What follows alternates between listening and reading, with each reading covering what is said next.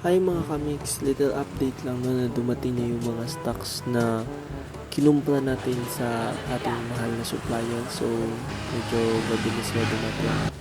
At pagdating nila ay dali-dalian na nating binaba yung mga stocks. Actually sila lang pala muna nagbaba. Tapos chinek muna ni kuya. Checking. Tapos yan, chinek ko na din kung sakto na ba lahat. At napagkasunduan namin na ibaba na din yung stocks ni Roldan, yung kasama ko nung last time. So yan, binaba na namin. Baba. So guys, kung makikita nyo, hindi muna kami tumutulong kasi i-check pa nila yan pagkatapos. So ayun na nga, pagkatapos nila ibaba, umayos na sila. Ingat. And eto na.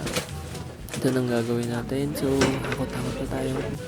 So kung napapansin nyo, may mga CD movies, yung mga pirated movies sa labas kasi dati yung shop namin is nabibenta kami ng mga movies. And ayun nga, dahil sa pagdating ng panahon, wala nang nanonood, phone na lang, kaya ganun.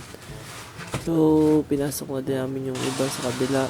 So kung napapansin nyo, may mga stocks na.